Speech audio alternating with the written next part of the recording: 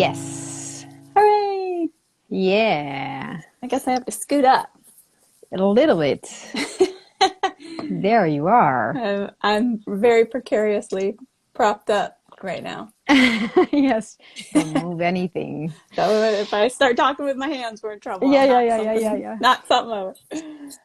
I am Hi. so happy, hey, that we are going to speak, and I wanted to give a little introduction, also for the ones who are watching or listening to the replay, that I'm really, really looking forward to speak to you because we have been on a long trust journey together. Um, I know how you have, yeah, navigated through some choppy waters. And I love your work, your photography. For me, they really emanate a certain soul from your photos, which, yeah, I think is somehow connected. But let's see how. And now your journey, the year, the sabbatical you're taking, and you are, yeah, going on this trip. And somehow, but maybe you can reflect on that for me. It seems all interrelated. So maybe you would like to put you on the spot. Could you share with me like your biggest life lessons from the last 2 years? And is that related to your sabbatical you're taking? And what is the intention in that? Mm-hmm. I think probably my biggest lesson from the last couple of years is just I've recognized my tendency to resist life when bad things are happening or things I don't want to happen.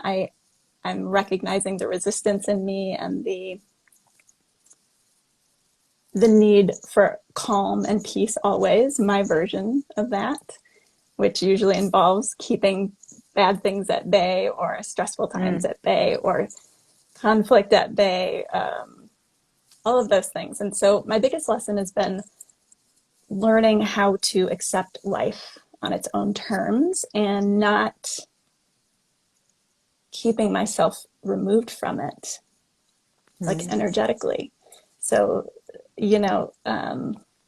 not engaging with it and keeping myself sort of frozen or stuck in a place that is safe. So my brain tells me, because I'm not having to participate in the chaos that is life. But also then, of course, once you're frozen, you're not feeling anything. You're numb and your heart is missing out on everything because your brain is telling you not safe, not safe, not safe. Just disengage. And have you then there found a new version of peace and safety? Yes, for sure. Because ironically, I'm realizing that the more I practice presence, the more I practice being here with life in the moment, alive, literally. Even though chaos. Yes. That ends up feeling like the most safe place to be. The most, that peace doesn't come from things not going wrong. That it really is sort of, we have an ability if we practice to rest in life, in the hold of life. And it's cool, dynamic, and unexpected. Yeah. Well, so many questions for me arise from that because, well, the first question, is it interrelated to the trip you're taking now? And my personal experience is like this holding ourselves in the dynamic or the chaos of life, trusting to hold ourselves in that, especially comes alive during traveling. It's like very visible there. So, Yes, yeah. 100%. Yeah, I think in 2020 and 2021, for me, felt like I was in school, sort of internally, with self-awareness, and there wasn't a lot of travel because of the pandemic, because I was having health issues. I was really just home, and I went in it. I just went full in the practice, or the learning, really, part of it. And I think the trip, now that I'm sort of kind of the opposite, I'm out and about, I'm traveling full time, that's practicing like really tangibly what I've been learning for the last 2 years. And it's no holds barred. I mean, life is coming at me and we're in it together. Yes, yes, yes. Can you So give an example of that? sure. As a traveler, I tend to be quite a planner. I research my destinations. I take great pride in like finding the perfect Airbnb and knowing where all the great, restaurants are, and knowing like what museums I want to get to. And I just really kind of research and plan my trips. And all of my careful planning for this trip went out the window about 7 weeks into the 1 year trip. Because life is just, throwing unexpected things at me, like the war in Ukraine. Not that that was thrown at me, obviously, but it did cause me to make some different decisions about my itinerary. COVID hit me in late March. That changed my itinerary.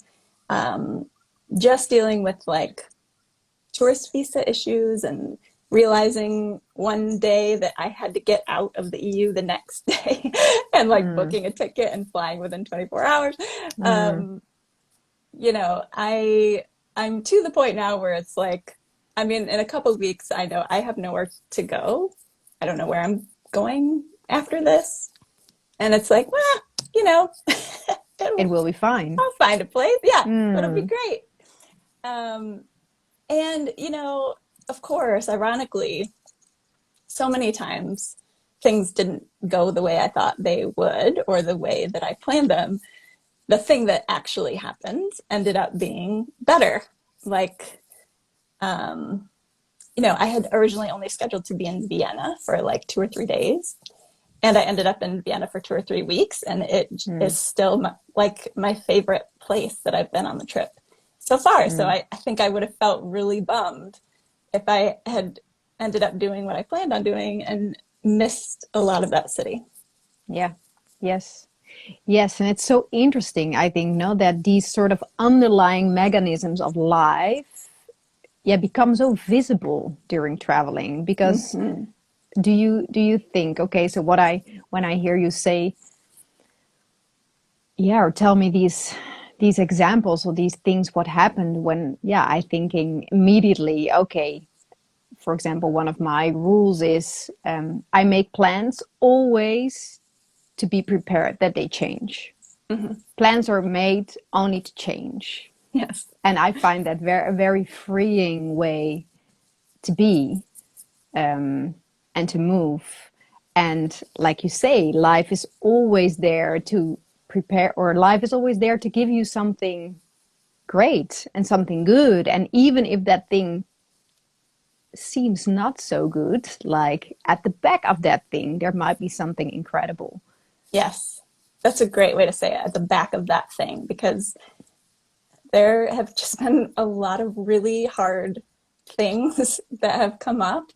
And it really does sometimes take getting through to the other side and looking back and being like, actually, that was kind of okay. That might have worked out better. So you don't always see it in the moment. But I think, our doubts are part of the trust process as well. They're kind of a crucial part. So Yes. Even when we're in doubt, I think just being in it and feeling it is an important part of that process. Yes, yes. And that seems to relate into what you said in the beginning, maybe your biggest learning from the last 2 years, that, okay, we expect life to be a flat, ocean with an amazing smooth breeze and just sailing, moving at a certain rate, and that's supposed to be life. That is the ideal version of life. But who the hell did give this idea, you know? Yes, Like, and where I did think, that come from? Yeah. you know, and I think we also, I think a lot of us tend to feel like, well, if we're doing the work, then that's what will happen. If we're, sort of, we've arrived in some sort of spiritual place, then that's the result, and it's not. That's interesting. Yes. Yes, exactly. Yesterday somebody told me, "You always say that you're good." Like, there's something, there's something quite not wrong with that. And I understood his objection to it. And I said, Yeah. "Yes, but even when I'm not good, or when there are not so good things happening in my life, I tend to be with what is and feel peace Yes. and calm within that storm, within that chaos, within Yes. that turmoil." And that's Yeah. where the big learning is, right? 100%. I mean, that's kind of what I meant when I said, like, ironically, we find peace amidst the chaos just by allowing that feeling of all the feelings, allowing feelings of freak out and doubt. And, if you were to read my journal, I would sound like a crazy person, because one day I'm just like, oh, so, just everything's great and everything. I'm so feeling so good. I'm seeing all the lessons and I'm like moving and shaking with life. And then the next day I'm just like cussing and like, I don't want any of this. It's terrible. Yeah, yes, yes. But, my practice, like I said, has really been accepting all of that and not judging it as, oh, on those days that I'm, sad or mad or freaking out, I must be doing something wrong. Like, no, this is just the human experience, and allowing all of this is part of learning to sail in those sometimes chaotic waves. Do you have a special, we have been doing many practices together, beautiful practices together during the last year. Is there anything that had stuck with you, specifically when in those chaotic moments that you do? Yep. I really try to carve out the chance to get by myself, get quiet, slow my breathing down. I usually put my hand on my heart and kind of ask it how it's doing or what it needs, or what does it need to say or tell me, or does it just need a hug? Sometimes I literally physically hug myself. But also in those moments, the goal is not to calm myself down necessarily. I think, my brain says it is, that's the job, but really it is to be present with those feelings, those freak out feelings, and just let them in, feel them, just be there with them. And then they move through. Yes. Yes. It's so interesting that you say that, because I think that the biggest practice, it is the simplest, yet the hardest and the toughest and the biggest habit to break. And I think especially for us Westerners who live in more artificial or mechanical environments, is letting go of the brain, right? It's like you say, when I'm telling myself I should be quiet or I should calm down, or that is the same voice keeping the same wheel turning. But the moment, like you say, I connect to my heart or to the space of my being, I move out of my head and I connect to a bigger space of awareness. But somehow doing that, or making that leap or that little journey from mind to heart, or from thinking to being, is somehow the hardest. Is that your experience too? Oh, for sure. That probably is also one of the biggest lessons that I've learned in the last couple of years is, and you taught me this from the get-go, is we identify with that voice in our heads. And we think that that chattering voice that's always going is us. Mm. And as a result, we tend to be completely disconnected to our bodies, to our hearts, to our souls. The brain is running the show, and the brain was never meant to run the show. The brain is a vital part of the show, but it's a you know, it's a whole being, like you said. And when the brain is left in charge, it freaks out because it's not supposed to be in charge. It's supposed to handle very specific things, and it does that well. Yes. But we need to recognize and start getting back in touch with the other parts of our being. Yes. So did you have a specific moment when that realization hit you? Like, oh my God, I'm not only my brain. Or Yes, I remember in a meditation with you, this is probably 2 years ago now. It was a meditation for us to connect to the heart. And I could tangibly feel my heart kind of peeking out, like, wait, can I come out now? It's been years. Like, you're asking me, you're talking to me? Like, oh, hi, I'm still in here. It was just, I think I told you at the time, it was like reuniting with a really good friend that you hadn't seen in a long time, and just being like, oh my God, it's my heart. Like, you're still in there, and I've been neglecting you. I'm so sorry. Wow. Like, I remember you. I remember your playfulness. I remember your creativity. I remember, just your passion for life. And yeah, it was really important moment for me. yes, I remember that moment quite vividly as well, actually. Yes, that meditation or that journey that we did together. And I love that you say that it's a going back to, no? It's a remembering of something that was always there. And I think that's also what we often tend to think, is that it's a new place we should get to, Yeah. instead of a remembering of something that's, it's not so far away. Yeah. Yeah, exactly. Yeah, we again tend to think of arriving somewhere, and you talk about this too. Like, it's not about getting somewhere or arriving somewhere. It's already all here. It's being here. We Yes. tend to be everywhere but here. And I was thinking about that the other day, and it's, for me, and I'm sure for a lot of other people, that's because my brain is always telling me, like, the present moment is not safe. It's not safe because it is that sort of releasing control and free falling, as you talk about, into life. So to the brain, that feels extremely unsafe. And so, if we stay in the past or we stay in the future, we can predict, we can scan, our environments, we can stay safe. And it's actually quite the opposite, because we end up being numb and disconnected Yes. from Yes. true life.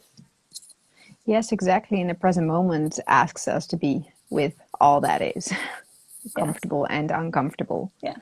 The things we like and don't like. So do you feel, because, well, your work has been published in different media, the Times, the Washington Post, I believe, or, well, Yeah. different great media. And I'm sure that a lot of conscious creatives would feel, love your work and are envious at that journey, that you're a successful photographer. Do you feel that your inner transformation, or your insight, or the inner work you did the last 2 years, is it reflecting on your outer work?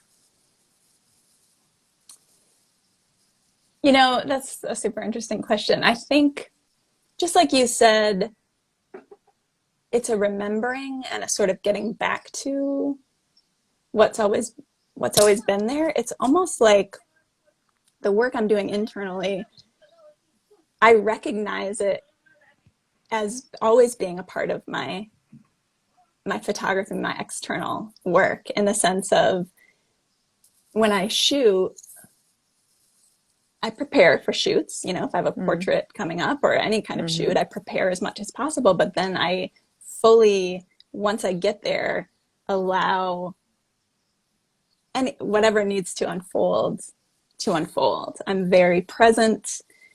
I'm excited to see what happens. I'm not a photographer who constructs my photographs. Like, I'm not a studio photographer. I don't pose people for the most part. I like to just see what life gives me, what the moment gives me, what the person gives me if I'm shooting a person. That's the fun part of it. And so it's kind of funny to look at that and think, well, that's what life is just asking me to do, right? It's fine to prepare. It's fine to plan, but get into that flow where it's just like, but what images are you, like, how's the light going to be today? Like, that kind of thing, you know. It's very spontaneous and just sort of playing with what is in that moment. Yes, beautiful. So you have been more comfortable with that during the last years. It's become I mean, I think I've always kind of shot like that. So in a sense, it's like I almost have to plug into that spirit and have that inform my internal work. Yes, yes, yes. Yes, I love that. And it's even in physics now, it says that evolution and life sprouts out of the co-creativity with our environment, with what life gives us in the moment. That is actually where creative emergence and the juicy stuff of evolution arises. And I think our journeys are also really about investigating if that works actually in life, in the unfolding of our work or business or in a relationship or in whatever it is. Yeah. Yes. It will, as a rule. Yes. Yeah. It's very fun. It's fun to I have a very good friend who she talks about the difference between, she's also a traveler, and she talks about the difference between when she's home dealing with something like work or just routine, and when she's traveling. And she's like, you know, I really need to be informed by my traveler self when I'm thinking about my normal routine problems, because when my traveler self, when she faces a problem, when I'm roaming around and I'm lost or something, it's kind of like an adventure. I think of it as just like, oh, well, how do I solve this problem? And I'm not stressed out and I'm not anxious about it. I'm just having fun, and I'm in a new city, and I'm like, you know, it'll just work. Something will work out. And she's always having these like really great spontaneous interactions with people, you know. And she says, and then I get home and I'm, you know, everything's just like, how am I going to figure out this problem, and what am I supposed to do with my life, you know? And so she laughs. We laugh about it because it's like, oh yeah, we need to find that part. We need to find the part of our lives that we're able to connect to that playfulness and that creativity, like in the moment creativity of just dancing with life in a really, you know, fun way, and try to tap into that for other aspects of our lives that stress us out, or, you know, that kind of thing. Yes, I love that metaphor. Yes, connecting to my traveler self. Yes, and that's so interesting. Now, like what we said in the beginning, that all these mechanisms seem to become very tangible within traveling. But yes, life itself, from A to B, from life to death, is a travel. So why wouldn't it apply on life in all its aspects? I think that's where routine gets us, right? Because once something becomes routine, almost like driving, you know, when we first are learning to drive, we're sort of really thinking about every single thing. And now, you know, we drive and we barely remember how we got to the store and back, because our brains are just, it's so automatic. And so I think being out of our routines when we travel sort of awakens that awareness and that need to be present. You know, we're needing to sort of think through, like think through what's happening, and we can't just go on autopilot. Yes. Well, that makes me think about, that makes me remember, because I know you are working on a personal project as well, something that comes forth. And you told me that you there really see a parallel sort of between photography and light and life. Hmm. Could you reflect on that a little bit? Sure. Photography, I just see so many parallels between photography and just life in general. And a core part of that is light. So, um, a, a professional photographer knows that our subject is always light. It's nothing else. So, whereas someone who's not a professional photographer will think, well, no, the subject of this photo is this old, beautiful historic building, or it's clearly this person that you've photographed and captured. Yes, but always for us, number one, the subject is light and what the light is doing. So, for example, I can, walk past a certain scene down the street a million times, and then one day be like, Mm, oh, look at that. That's a photograph, and but I've mhm, seen it 100 times, and it's not that mhm. I'm not looking. It's because the light is doing something magical in that moment with that scene that it just wasn't doing any other time. And I think that's so interesting, is when we learn how to pay attention to the light, everything changes and it gets kind of magical. And I think the same way with life, when we can start paying attention to what life is showing us and the dimensions, and it's just similar to me. Does that make sense? Yes, definitely. Definitely. But it makes me wonder also, do you connect with that then? With light, or maybe even like the world of the unseen, no, in a specific way? Sorry, can you Do say it? Can you ask again? Yes, do you connect with that light? So you say like light is the most important part in photography. I'm not looking Mm-hmm. at matter. That's what I hear. I'm not looking at Yes. matter, but I'm looking at Yes. light. Yes. Um, how does it work for you in when you're not shooting? Do you use that So, knowledge as well? yes. Yes. I think to me, the metaphor is just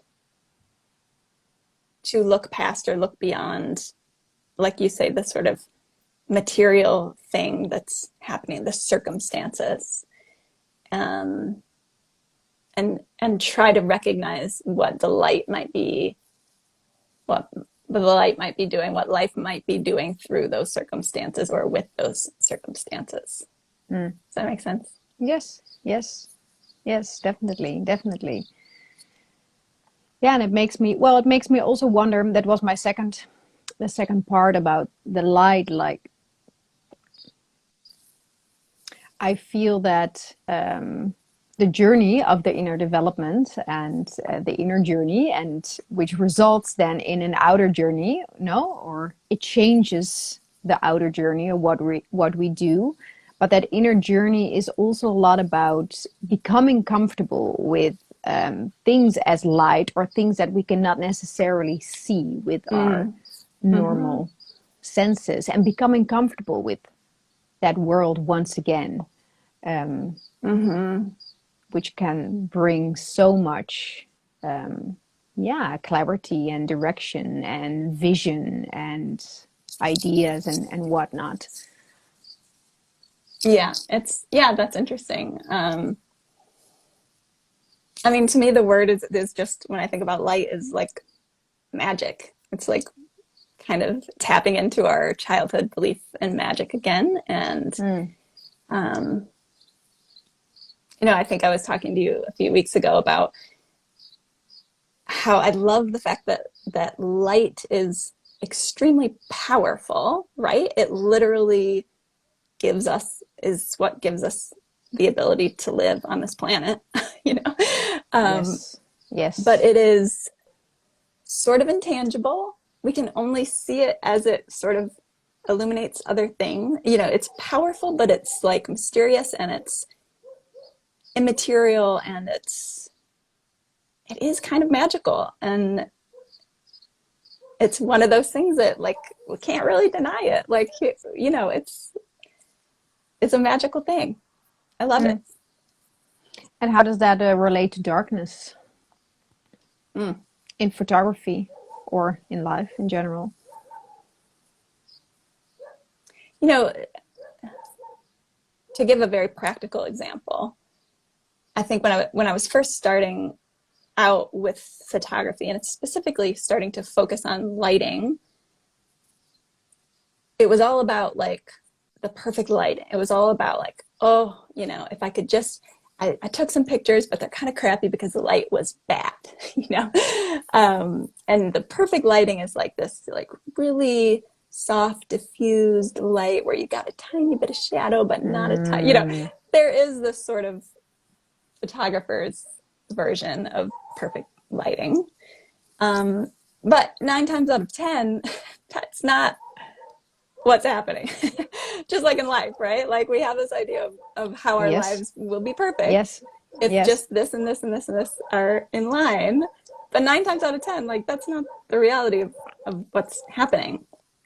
And so as I've grown in my relationship as a photographer with light, I've learned that no matter what the sun is doing or not doing, like it's going to be showing me something really interesting. And a lot of that I might not have been able to see if the lighting was perfect. Like shadows are now a huge part of my composition. Like they're elements in and of themselves. They're not bothersome. They're interesting, and they're giving shape to things. And so again, it's not just accepting what is. I mean, it starts there, is sort of dropping the resistance to not having the perfect lighting or the perfect life. But then once we practice that enough, then it becomes, ooh, like there's some cool stuff happening in those shadows. Like this is super interesting. And as a photographer, as you mature, you realize that you're looking to not just make a pretty picture, you're looking to make an interesting picture always. And I think that can be true with life if we embrace that. Yes. Yes. It's amazing because I see so many parallels about what we were discussing in the beginning, no? About, yes, we expect life to be full of light, maybe that smooth sail, no? That perfect view we have of life. At the moment, yes, the darkness is allowed to come in. It's where things really get interesting. And for me, it's also so interesting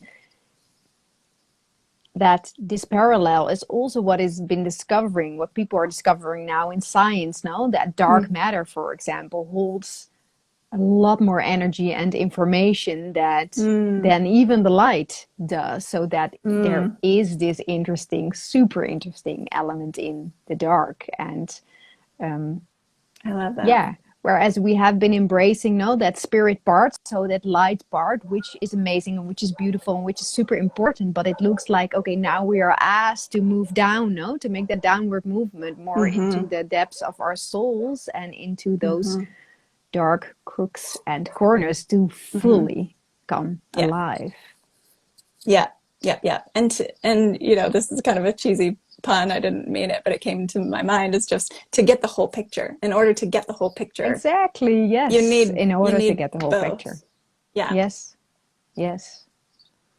Because if it was all light, it would literally just be a pure white photograph. There would be nothing there. So, another just interesting thing that happened about a week or two ago, I have been kind of practicing this idea of wordlessness. So again, that sort of moving out of the head and the thinking brain and dropping into the heart and the body. Sometimes what happens is you're not using words anymore. You're not in that left brain hemisphere. And so a week or two ago, I was doing a meditation and I came out of it and it just felt really important. And I felt like I need to write this down because I want to, remember this.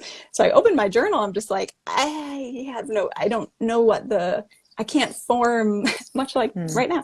I can't form like a logical sentence. And so I just started writing words as they came, connected, totally disconnected. But one of the like phrases that I wrote that felt like it came out of that meditation was, the light is the dark is the light. So they're not just separate entities that we play with the light and then we play with the dark. They're almost the same thing. It's life. It's like one whole, much like we think about us as separate entities, but also connected. I think the same is true with light and dark. We see it very dualistically as Westerners, especially, I think, as two separate things. And we learn to embrace both, but really, like, I don't know that they're actually even different at the most basic level. Yes, exactly. Yes, there is no light without darkness, and vice versa. Yeah, they are because they're interrelated, like space-time, right? There's no space without time and no time without space. And that separation of things, that all the time separating everything, putting everything into boxes, into little frameworks, it looks like we're getting disconnected from life instead. Yeah. Come alive. And even how our brains judge things as good or bad. Like we tend to think of darkness as bad and light as good. Yes. And yes. No. I think that's just a human judgment. Embracing the whole picture, or having and capturing the whole picture. That seems to be the clue to it, no? I think to our conversation. Yeah. Yes. Yeah. Is there is this something that we have not discussed?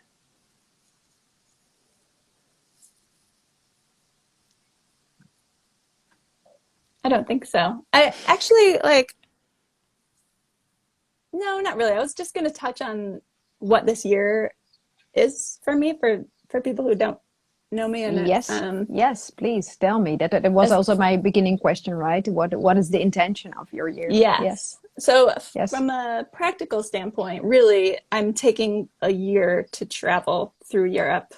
Started in January in Florence, Italy. I've been in Vienna and Prague, and I'm in the UK now. I was in Croatia. And I'm kind of almost referring to it as like a midlife gap year or a sabbatical, in a sense of it's an intentional break from my work, just my job.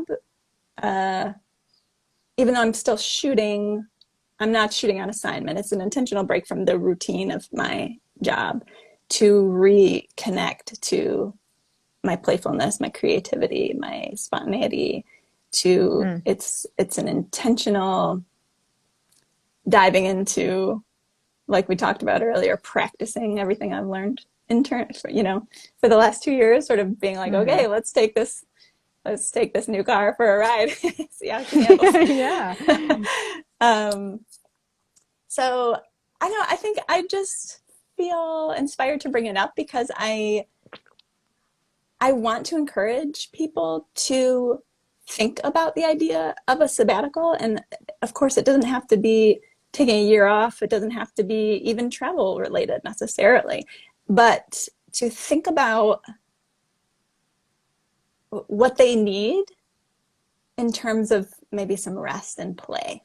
Like those were my 2 words going into this year: rest and play. And I think we all just desperately need that. And again, it doesn't have to come in the form that mine came in, but I think I would love for people to think about that for themselves and see what they can create from that, or give themselves as a gift from that. Yes. Yes. And I totally agree with that. I see that where we are so often afraid to allow space, because if we give space, we step out of the doing. And if we step out of the doing, then, oh my God, what is going to happen? No, then we're not Yeah. working on that safety. Yeah. Whereas true creativity and empowered movement only comes from space. Yes. Yes. Flow only comes from space. So it's such a paradox, right? So Yes. my question then, and I'm sure when when you describe this beautiful journey, and my experience is when I started to put my life on a sabbatical, almost, I want to say that the Yes. question was, but how do you do that? Yes. How is that practically possible? So for you, the question that I'm sure that many people wonder about, how do you do that with money and all practical house and all practical things related? Well, like everything, I think it's just unique to your situation, and part of asking yourself how you can carve out a time of rest and play is also asking those practical questions, like what might that look like, and is that affordable? And so I really started with that. I started with asking my heart what she wanted. Again, it was sort of the reconnection with, wait a second, my brain's been in charge this whole time. Like, what does my heart want? My heart wanted to travel. Yes, And it because didn't take her long to answer. let me just scoop in, because I remember the unfolding of this journey. This journey started with a month, Yeah, and then yeah, it expanded to a year. Yes, that's true. Yes. So first, my brain was like, we could probably pull off a month in January because everything's slow and we can save up enough money for that. And, so I had a month booked in Italy, and that ended up falling through because it was too early in the pandemic, and just we thought things would be back to normal, and they weren't, and it just caved. So yeah, so then it was like, okay, just literally let's set the brain aside and just talk to the heart for a second. Brain, you will have your moment at the table, but let me just talk to my heart for a second. And really it was like, I need more than a month. I need like a year, and you can hear the brain in the background going, what? Are you insane? yes, yes. I have questions. And again, it's like, okay, we'll get to you, but like, let's, so it was just first asking that question, like, what do I really need? What do I want? Like, if nothing else is an issue, if we just let go of money. And the I in this case, it was the heart. The center was the heart, was not the brain. Yes, yes, yes. So yeah, just letting go for a second of the practical issues, knowing they'll come back in. We'll deal with them. It's fine. That always has to be part of it. But like, let the heart speak first. What do you need? What do you want? What do you long for? Etc. And just get that. And that might not be a specific, I need a year of travel answer. That just might be, something less specific, less practical. Exactly. Yes, more abstract. Yes. Yeah, exactly. Thank you. That was the word I needed. So it starts there. But then, so for me, specifically for this year, once I had that answer of like, I want to travel, and I want to travel like a long term, like a year, then it was like, okay, is this possible? Is it possible? And allowing myself even to not dismiss that possibility immediately, and just being like, no, of course that's not possible. You can't do that. You can't afford that. Who gives you permission to do that? But just saying like, well, let's just have an honest conversation, heart and brain. Like, it was like my brain was my accountant. Like, let's sit down and talk about it. Like, could this be possible? Yes. How can we make this possible? Yes. And, come to find out, it sort of was possible. I had really specific circumstances taking place, though, in my life at the time, that kind of all seemed to co-inspire to help me. For example, in 2020, I was very ill and had to move in with my mom. And once I kind of, and that was months of being ill. And once I kind of got back on my feet and started thinking about this trip, she was kind enough to say, why don't you just stay here for a while and save money? And that was a huge help, obviously, because I wasn't paying my normal rent, utilities, etc. Sure. So that was helpful. So really, I worked hard and saved all of my pennies for a year. I sort of, because I have traveled quite a bit before, I kind of know some practical ways to just save money. For example, when you book an Airbnb for a month at a time instead of like a few days or a week, you get a pretty big discount. And when you're traveling solo, you can book, like right now in Oxford, I'm in a single room in a house. I'm not like, I don't have like some 3-bedroom villa, somewhere by myself. So it was just a combination of like working and saving, living with my mom, knowing how to kind of rig the system, and all that to say too, I'm still sort of living on a pretty shoestring budget. Sure. This is not an easy thing to pull off financially, but I think we're just too quick to dismiss possibilities that actually are possible if we can make them happen. Yes, and what I love, what I hear as well, is that actually the same mechanism came alive again. No, the moment you started to play with the idea, it started to unfold. The moment you allowed yourself to be Yes. in that present moment with the idea, with playing with the Yes. idea, then Yeah. these things in your environment, like your mom saying, "Okay, why don't you stay longer?" Yeah. Like you say, they seem to co-inspire this whole idea, and I think that's when something truly comes from your heart, like deep, deep Yes. longing, and if Yeah. that's then the right thing to do, then life will support you Yes. in that unfolding of that Yes. idea, of that desire, of that journey.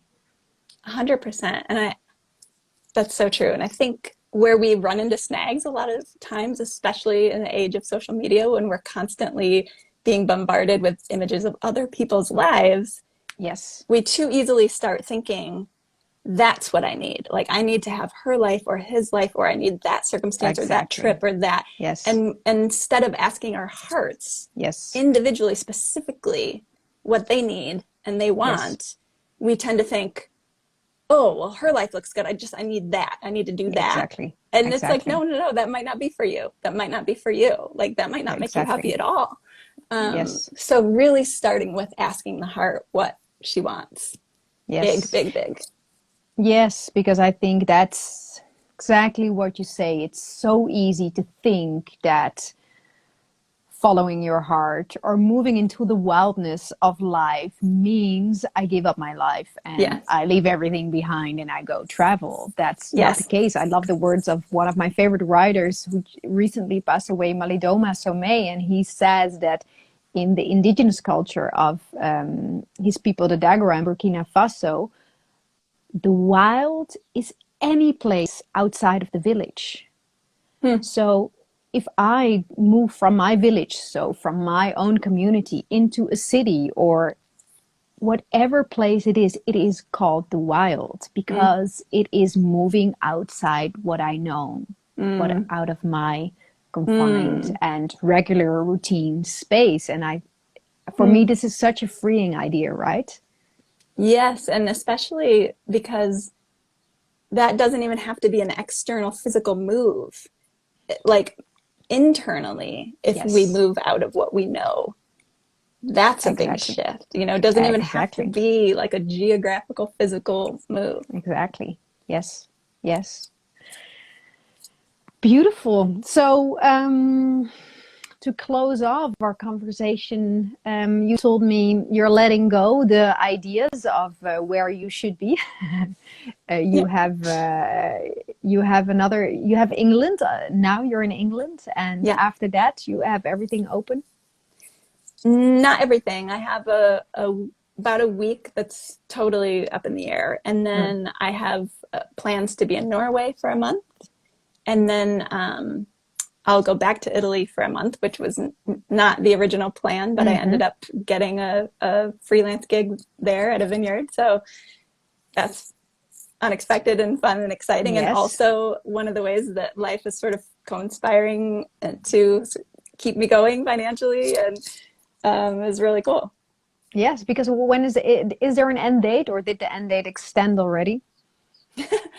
No, the end date is, the plan is to go home in December, probably mid-December. But then everything also is up in the air. I need to figure out what to do with my like physical stuff, like my bed, my physical belongings, whether I want to get settle back in at home and get an apartment and move back in, or whether I want to put all that in storage and take off again. Okay, That remains, I have no idea.